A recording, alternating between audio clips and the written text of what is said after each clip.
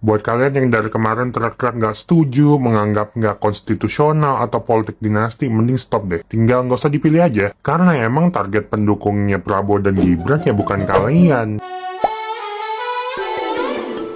Keputusan Prabowo memilih Gibran adalah keputusan yang cerdas. Masa sih calon presiden dari Koalisi Indonesia Maju, Prabowo Subianto, resmi mengumumkan Mas Gibran sebagai cawapres menuju kontestasi Pilpres 2024. Ini bukanlah hal yang mengejutkan, karena Pak Prabowo sudah lama menginginkan Mas Gibran. Namun baru bisa dideklarasikan setelah adanya keputusan dari MK.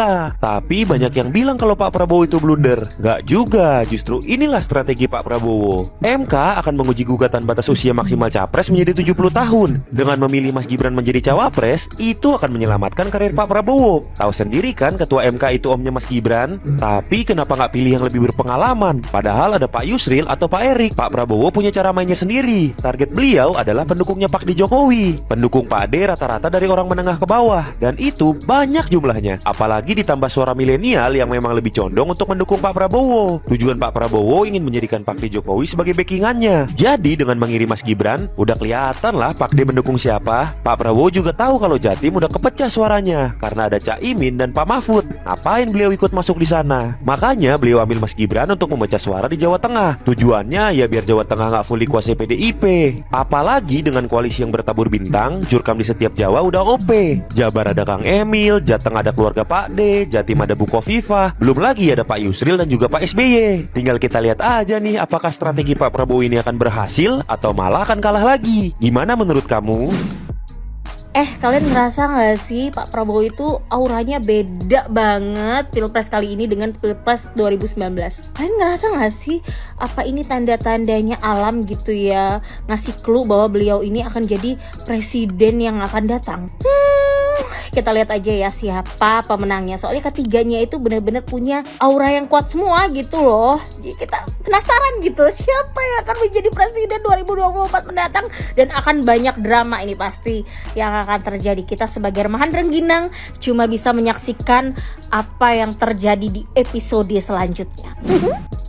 Prabowo udah resmi mengumumkan Gibran sebagai cawapresnya. Ini poin yang mau gue sampein. Buat kalian yang dari kemarin teriak-teriak nggak setuju, menganggap nggak konstitusional atau politik dinasti, mending stop deh. Tinggal nggak usah dipilih aja. Karena emang target pendukungnya Prabowo dan Gibran ya bukan kalian. Karena target suaranya itu memang menyasar ke masyarakat dengan strata ekonomi dan pendidikan rendah, yang jumlahnya lebih banyak dibanding yang berpendidikan. Jumlah yang udah sarjana aja 4,5% doang. Yang ngapain Prabowo dan Gibran targetin ke kalian? Fokusnya memang ke penduduk dengan jumlah lebih besar, yang 40% lebih itu, dengan strata pendidikan rendah. Karena mereka tahu kenapa mereka nggak mau fokus ke kalian, karena rakyat kecil cinta Jokowi, dan Gibran adalah Jokowi. Mendingan kalian sekarang mikir gimana nih jagoan-jagoan kalian tuh, Ganjar Mahfud atau Anies Muhaimin, menandingi gaya kampanye anak muda lagi Gibran. Ingat, Gen Z dan milenial adalah pemilih terbanyak. Udah mikirin itu aja, nggak usah mikirin nggak konstitusional dan lain-lain. Yang gak usah dipilih aja, tinggal pikirin tuh gimana caranya kalian menandingi gaya kampanye lagi Gibran.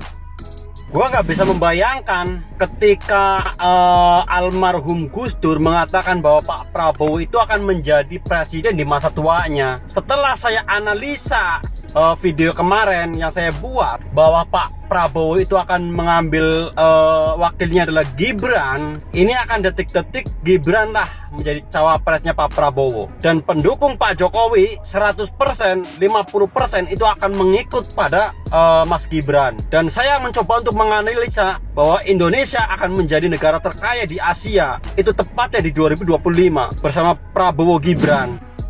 Ini coba dengarkan apa yang disampaikan Mas Gibran. Ada benernya juga ini. Walaupun beliau ini dikasih keistimewaan, dikasih tiket, dikasih karpet merah, dikasih kemudahan, atau mungkin karena bapak beliau ini presiden, tapi catatan pentingnya yang harus kita sadari adalah kalau warga atau rakyat Indonesia tidak memilih beliau bersama pasangan capresnya, maka kemungkinan menang ya sangat tipis. Maka dari itu kita sebagai rakyat, kita sebagai warga Indonesia yang baik, jangan sampai kita terpecah belah hanya karena beda pilihan. apalagi melihat isu ini, isu itu, berita ini, berita itu, sehingga menjadikan kita warga Indonesia dengan tetangga, bahkan dengan keluarga yang berbeda pilihan, kemudian menjadi sesuatu yang terjadi sesuatu yang tidak diinginkan. Janganlah. Kalau ada yang mempertanyakan atau bahkan meragukan pengalaman Mas Gibran di dunia politik, ya saya kira pengalaman politik beliau ini cukup bagus dan cukup lama. Yang pertama, mari coba kita telaah satu persatu. Yang pertama, beliau 2 periode menjadi anak wali kota. Kemudian yang seterusnya 2 tahun ya menjadi anak gubernur. Kemudian yang ketiga 2 periode menjadi anak presiden. Kemudian 2 tahun jadi wali kota. Saya kira pengalamannya cukup bagus ya. Belajar dari orang tuanya, belajar dari ya selama dia menjabat. Walaupun mungkin banyak yang meragukan, diantaranya juga pendapat presiden sendiri, Bapak Jokowi. Baru 2 tahun jadi wali kota kok, masa iya, kan begitu kata Bapak Jokowi. Bahkan Pak Ahok juga mengatakan baru 2 tahun jadi wali kota, masa iya, begitu kan. Kalau memang seperti ini kejadiannya, atau bahkan ada beberapa orang politikus atau bahkan mungkin pengamat atau rakyat biasa yang menilai bahwa ini akan menjadi bumerang tersendiri bagi Bapak Prabowo karena memilih Mas Gibran sehingga menurunkan elektabilitas Pak Prabowo itu sendiri. Kenapa sekarang kita tidak berpikir apakah memang ini didesain agar Pak Prabowo ini untuk tahun 2024 ini tidak beruntung lagi menjadi presiden kita. Kan begitu. Kalau seandainya berpasangan dengan, bahkan ada yang mengatakan kenapa kok tidak dengan Pak Yusril, Pak Erik, atau Pak Airlangga Hartarto, atau ada yang lebih senior dari Demokrat, Pak AHY. Kan itu bukan apa ya, apalagi Profesor Yusril dan lain sebagainya itu bukan politikus kemarin sore, bukan. Kenapa kok tidak sama mereka? Kenapa kok sama Mas Gibran? Kenapa sekarang kita tidak berpikir bahwa ini memang didesain agar Pak Prabowo tidak memenangkan capres-cawapres tahun 2024 ini? Allah alam, saya juga tidak tahu, entah bagaimana menurut Anda semuanya. Silakan. Nah, ini semakin menarik nih ya, karena siang tadi dari Partai Golkar telah mendeklarasikan ya Gibran untuk menjadi calon wakil presidennya Pak Prabowo. Dilanjut langsung ke ke PBB Partai Bulan Bintang, yaitu Prof. Yusril Iza Mahendra juga sudah mendeklarasikan Ganjar sebagai calon wakil presidennya Pak Prabowo. Dilanjut dengan Partai Gelora, yaitu Bapak Anies Mata dan juga Bapak Fahri Hamzah pun mendukung terkait gagasan ataupun ide ataupun usulan soal Gibran menjadi calon wakil presidennya Pak Prabowo. Ini semakin mengerucut, semakin meruncing, semakin jelas, semakin terang benderang siapa yang akan mendampingi daripada Pak Prabowo ya di 2024. Nah, tentu ketika ini semakin terjadi, semakin jelas, maka sebentar lagi bisa dipastikan akan ada perang Bratayuda ya, perang Mahabharata antara dari kubu Mak Banteng dengan kubunya Pak Jokowi yang hari ini telah begitu sangat lihai dalam memainkan perannya sebagai politikus kelas dunia begitu. Nah, kemudian tentu juga menjadi menjadi semakin menarik gitu kan, ketika misalnya Gibran ini telah mulus menjadi wakil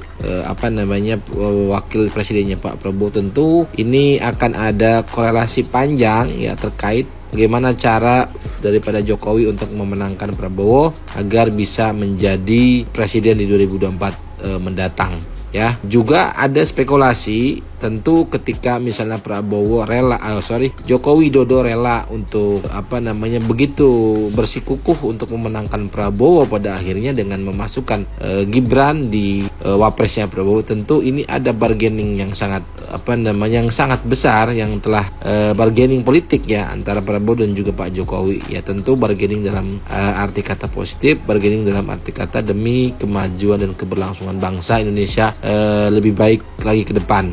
Nah, tentu selain bargaining terkait soal komposisi calon kabinet ya, menteri-menteri pun infonya sudah di-share juga ataupun di-sounding ke Pak Jokowi juga dari Prabowo. Kemudian juga ada kemungkinan gitu ketika bargaining politik ini terjadi gitu, transaksi politik terjadi bahwa ketika Prabowo menjadi presiden dan Jokowi kemungkinan besar bisa menjadi ketua umum Gerindra. Ini hari ini politik Indonesia itu menjadikan sesuatu yang tidak mungkin menjadi mungkin, ya kan? Seperti contoh misalnya kayak Kaisang, ya kan?